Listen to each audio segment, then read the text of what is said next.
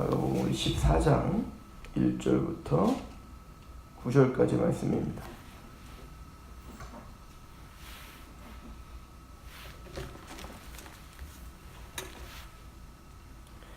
함께 공독합니다. 마가복음 14장 1절에서 9절.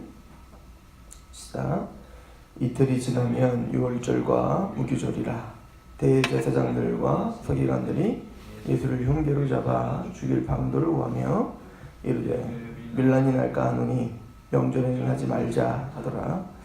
예수께서 베다니 나병원자 시몬 집에서 식사하실 때 한 여자가 매우 값진 향유 곧 순전한 나드 한 옥합을 가지고 와서 그 옥합을 깨뜨려 예수의 머리에 부으니 어떤 사람들이 화를 내어 서로 말하되 어찌하여 이 향유를 허비하는가. 이 향유를 300데나리온 이상에 팔아 가난한 자들에게 줄 수 있었겠도다 하며 그 여자를 책망하는지라. 예수께서 이르시되 가만두라. 너희가 어찌하여 그를 괴롭게 하느냐. 그가 내게 좋은 일을 하였느니라.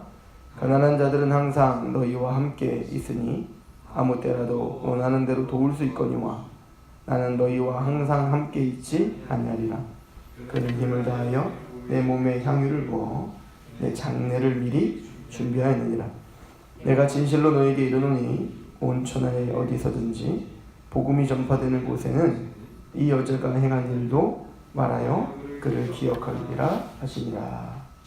아멘.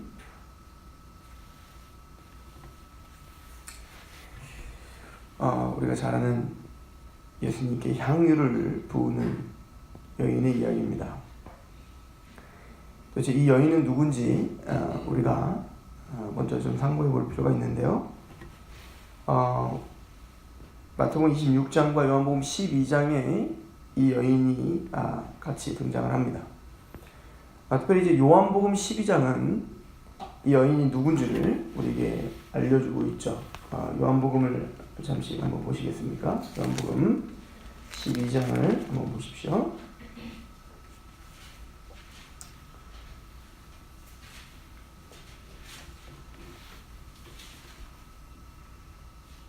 12장 1절에 보면 유월절 엿새 전에 예수께서 베다니에 이르시니 이곳은 예수께서 죽은 자 가운데서 살리신 나사로가 있는 곳이라.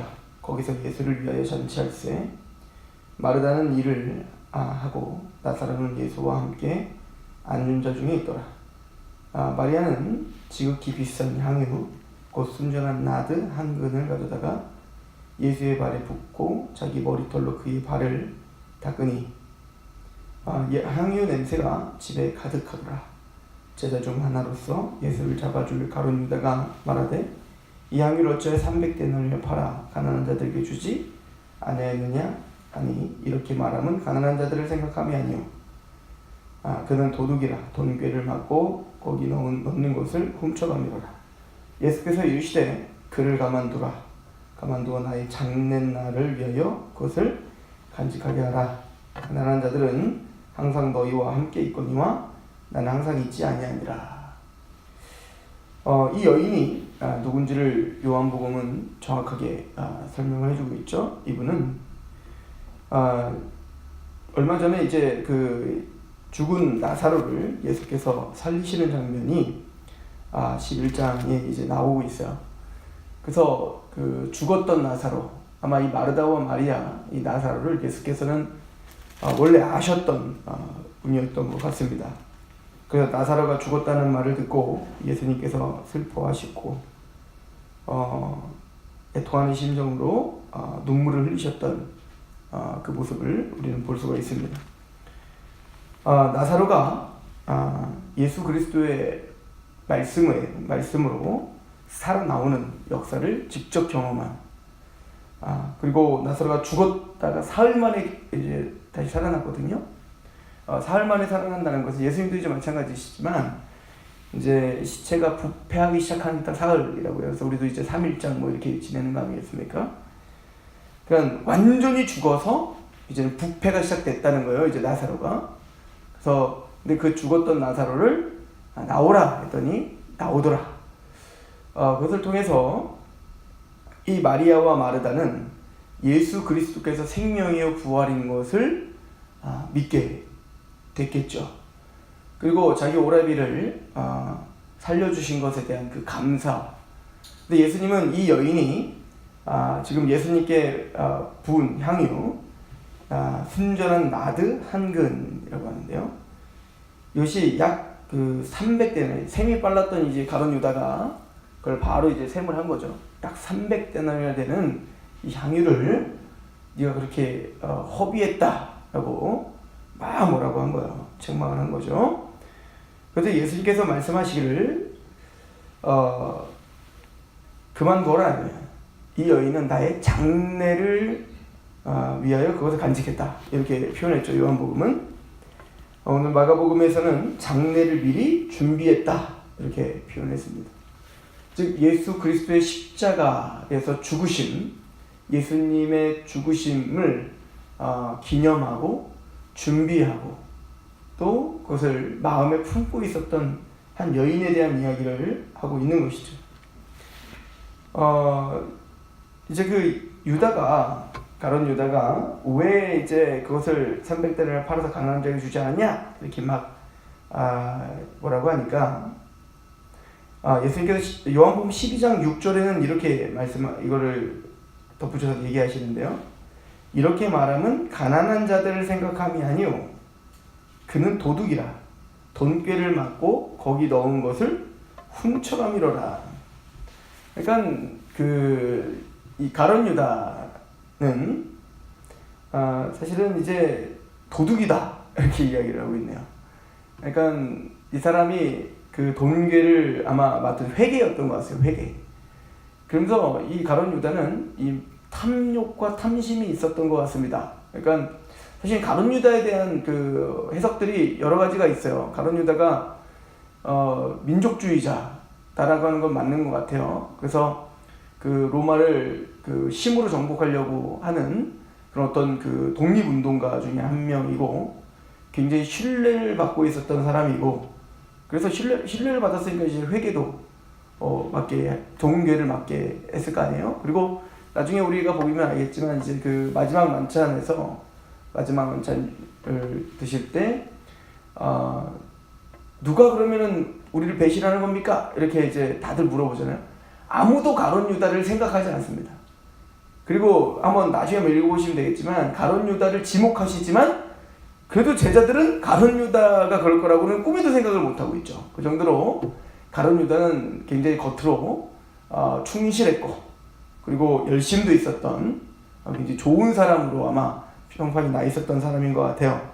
근데 예수님은 그 가룟 유다의 마음을 알고 있었습니다. 그 가룟 유다는 그 여인의 향유를 부은 그 300데나리온을 팔아 정말 가난한 자에게 주고 그래서 그걸로다가 정말로 가난한 자들을 공유를 베풀기를 원했던 게 아니라 그의 마음은 탄심이 있어서 돈괴로 훔쳐가는 자인데 저거 300데나리온을 내가 또 맡고 있으면 그거 아까운 거예요. 한꺼번에 그거를 다 깨트리기 너무 아까운 거죠.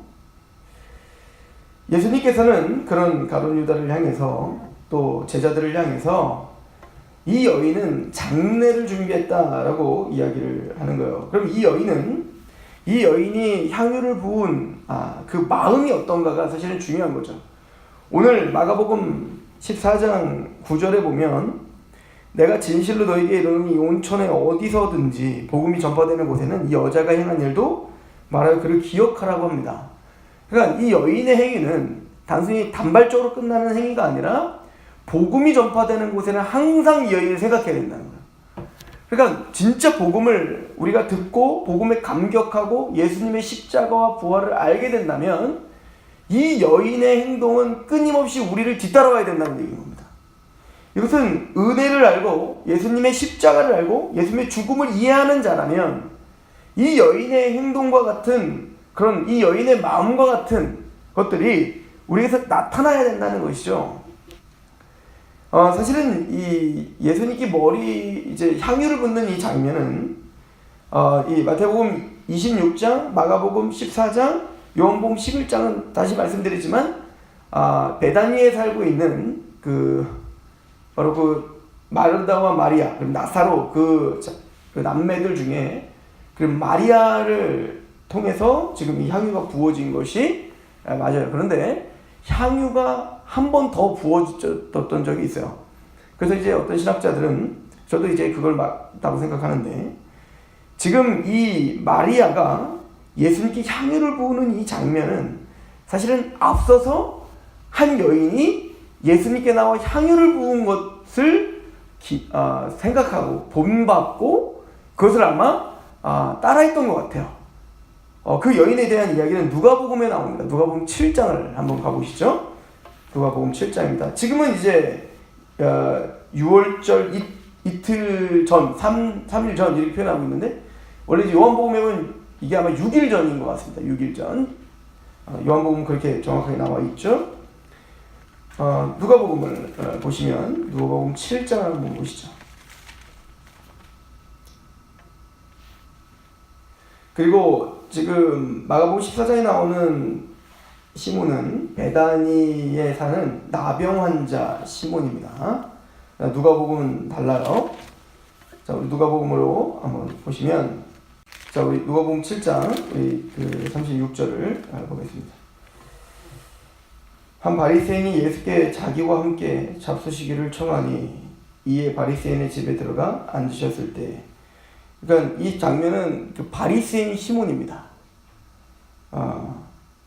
그 동네에 죄를 지은 한 여자가 있어 예수께서 바리새인의 집에 앉아 계심을 알고 향유 담은 옥합을 가지고 와서 예수의 뒤로 그 발 곁에 서서 울며 눈물로 그 발을 적시고 자기 머리털로 닦고 그 발에 입 맞추고 향유를 부으니, 예수를 청한 바리새인이 그것을 보고 마음에 이르되 이 사람이 만일 선지자라면 자기를 만지는 이 여자가 누구며 어떤 자 곧 죄인인 줄을 알았으리라 하거늘, 예수께서 대답하여 이르시되 시몬아 내가 내게 이를 말이 있다 하시니, 그가 이르되 선생님 말씀하소서.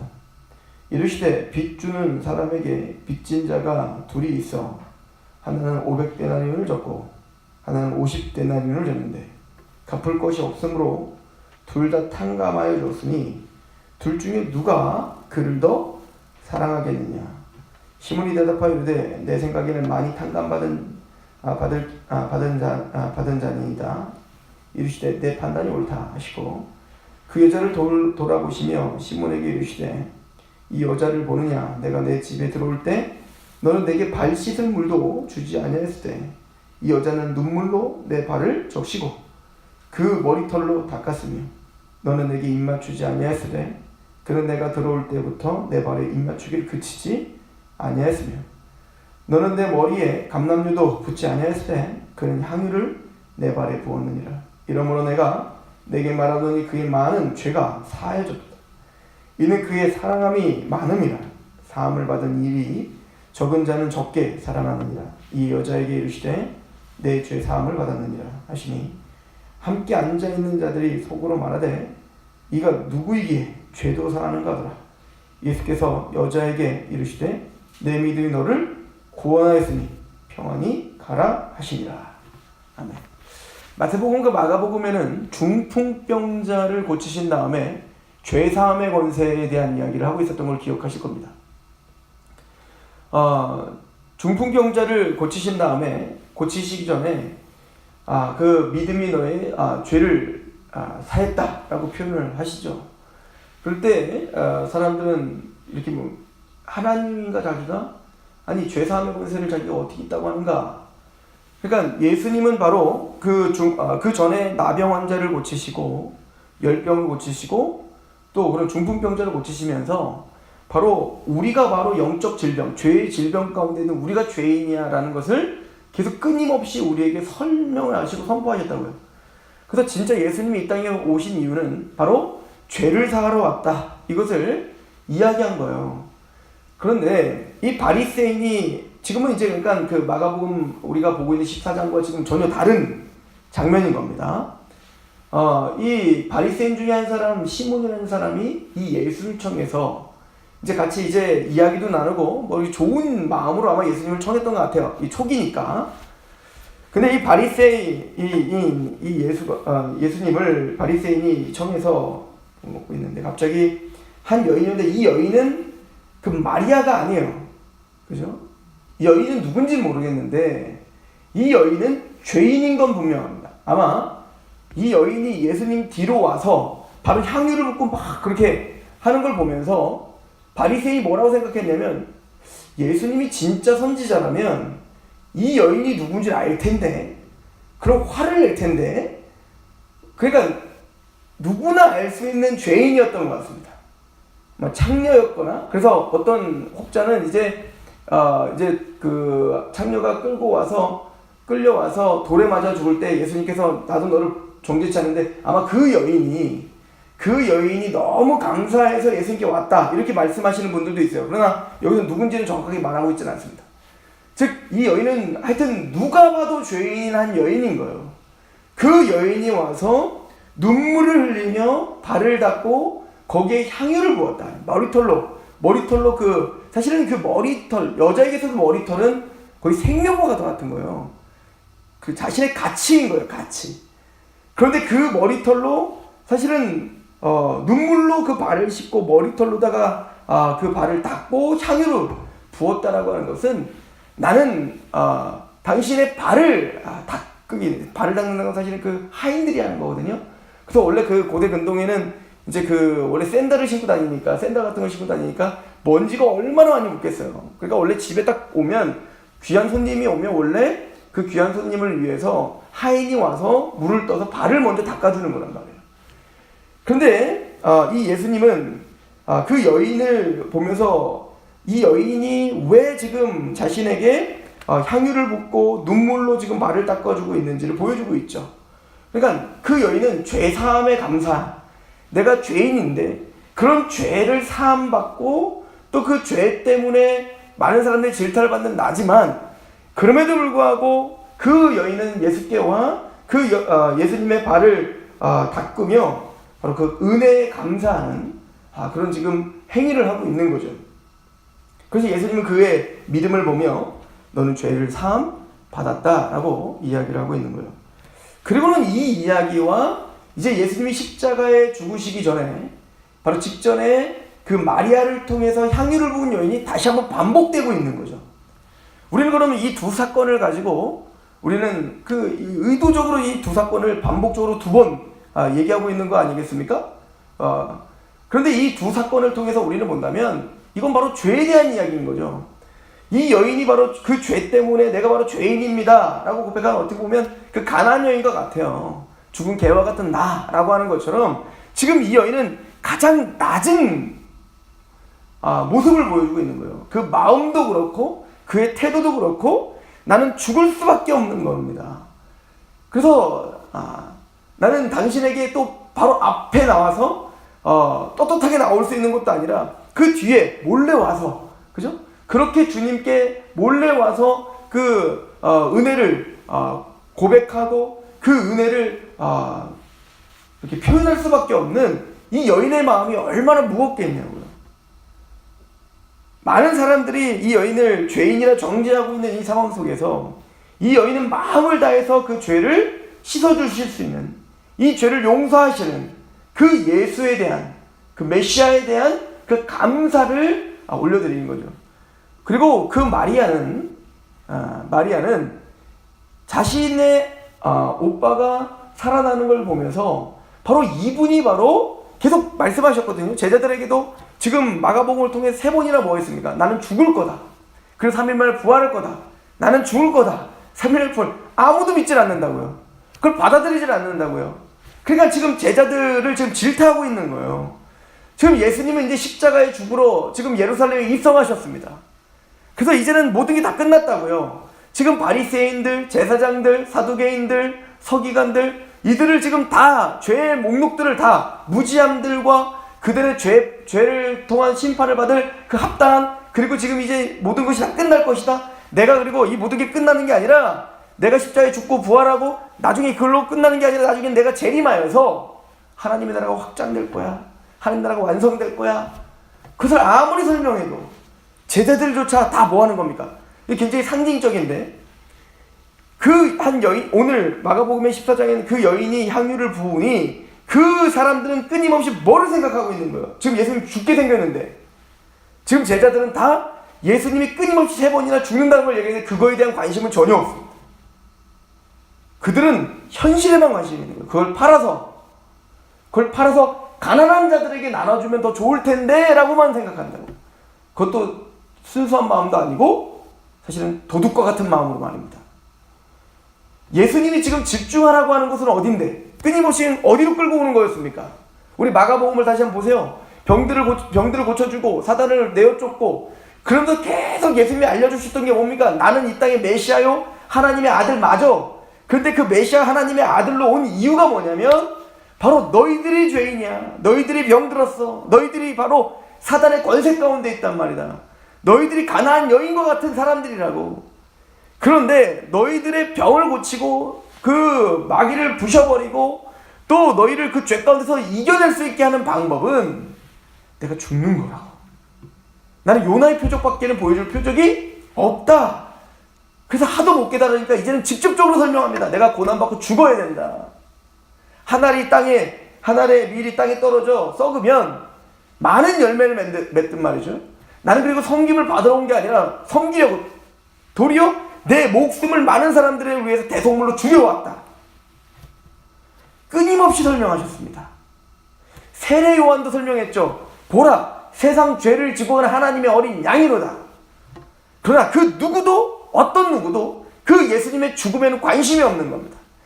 지금 예수님이 죽기 바로 이틀 전이라고 오늘 말하고 있는데, 그때까지도 제자들은 그 예수님의 십자가를 이해하지 못했고 아예 생각도 하지 않았습니다.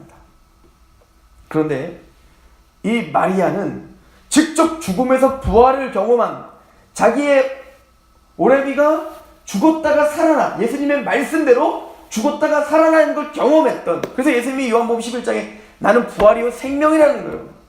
나를 믿는 자는 죽어도 살겠고 또 지금 믿는 자는 영원히 죽지 않겠다.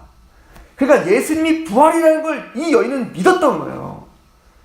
그래서 그 앞전에 지금 누가복음에서 봤던 그 바리새인의 집에서 향유를 부은 그 여인은 자신의 죄됨과 죄를 사하시는 그 은혜에 감격하여 향유를 부었습니다.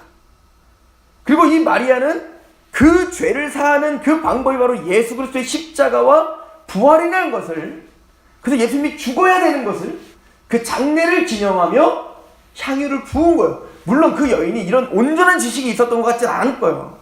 왜냐면 십자가를 경험하진 않았으니까. 그러나 적어도 마가와 누가와 마태와 요한의 그 전체적인 그 저술의 의도는 분명합니다. 왜 우리가 향유를 부어야 되는가? 왜 복음이 전파되는 곳에는 항상 이 이야기를 같이 기억해야 되는가? 그 여인과 같이 우리는 죄인인 거예요. 앞선 그 여인처럼 우리가 죄인이기 때문에 우리가 바로 그 예수께 나와 향유를 부으며 우리의 죄사함을 주실 수 있는 바로 당신밖에 없습니다. 저는 이 여인이 바로 그 병고침을 받았던 많은 사람들의 대표라고 저는 봐요. 우리는 누가 봐도 죄인입니다. 그런 죄인인 내가 주님께와 자복하며 주님께 이 향유, 내 모든 인생이에요. 사실은 이 향유라는 것은 그 여인들에게 있어서는 결혼 자금입니다. 그래서 그 당시에는 이제 물물교환이나 이런 것들이 더 활발했기 때문에, 물론 돈도 있었지만, 그러니까 차곡차곡 어릴 때부터 사실은 그 향유를 모은다고 해요. 그래서 나중에 그 향유를 깨워서 그 옥합이라고 하는 것도 굉장히 값진 거라고 하죠. 그러니까 기름만 한 300데나리온 되는 게 아니라 그 옥합이라고 하는 그 그릇도 굉장히 좋은 거라고 하죠. 그러니까 그것을 우리로 말하면 1데나리온이 이제 하루 품삯 10만 원이라 친다고 하면 300데는 3천만 원 정도가 넘는 돈이란 말입니다. 그러니까 이 여인에게 있어서는 그 인생의 전부인 거예요. 그걸 깨서 이제 시집을 가야 되는 겁니다. 그런데 그 여인은 자신의 모든 인생을 허비했다라고 표현하고 있는 겁니다. 근데 아깝지가 않은 겁니다. 자신의 모든 인생을 허비하더라도 내 죄사함을 받은 그 감사와 감격, 또 내 모든 인생을 허비하더라도 예수님의 십자가를 기념하고 그 십자가를 감사하는 것은 사실 그걸로도 부족한 거예요. 이 여인은 사실은 그 향유 3천만 원짜리 감사라는 말이 아니라 이 여인은 그 3천만 원 이상 자신의 모든 인생을 다 허비하더라도 그걸 표현할 수 없다는 걸 말하고 있는 거예요. 이게 구원받은 자의 마땅한 마음인 거예요. 우리가 예배드리는 이유가 거기 있는 거죠. 우리가 우리의 인생의 향유를 깨어 옥합을 깨고 우리의 모든 순전한 나도와 같은 우리의 삶을 하나님께 내어드리며 부어드리는 이유가 여기 있는 거죠. 우리는 죄인이기 때문에 그렇습니다. 우리는 그 죄인인데 그 예수 그리스도 앞에 죄사함을 받은 그 은혜가 너무 커 이 여인처럼 부어드리며 우리의 죄를 사할 수 있는 오직 유일한 방법은 예수님의 십자가의 죽으심이에요. 그 예수님의 십자가의 죽으심, 자신의 모든 생명, 피 한 방울까지 다 허비하심으로 우리를 살리셨다고요.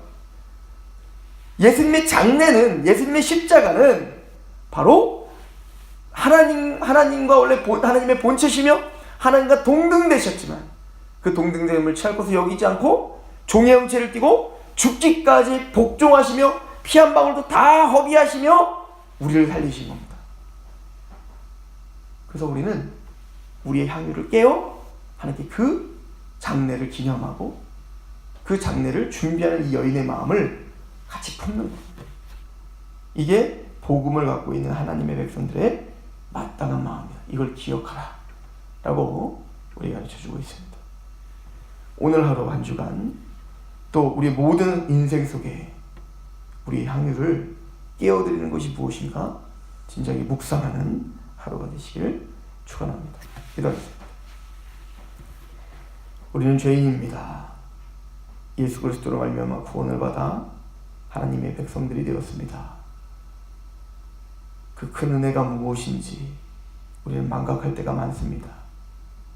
그러나 이 여인들은 그 은혜가 무엇인지 알고 있는 것 같습니다. 하나님, 그의 모든 옥합을 깨어 예수께 부어드리며 무릎 꿇고 앉아 자신의 머리털로 눈물로 예수의 발을 적시고 그 머리털로 향유로 발을 닦아드린 그 여인들의 마음을 계속 기억하게 하시옵소서. 우리가 왜 예배를 하며 왜 우리가 모든 걸 다 허비하여 하나님께 내어드릴지라도 아깝지 않은 것인지를 우리가 하나님 앞에 진지하게 우리의 삶을 묵상하며 또 하나님께 드려야 될 옥합이 깨야 될 옥합이 무엇인지를 다시 한번 묵상하는 하루가 되게 하시옵소서. 오늘 하루 그렇게 우리의 예수 그리스도의 십자가를 향한 그 사랑을 고백하는 하루가 되게 하옵소서. 예수님의 이름으로 감사하며 기도합니다.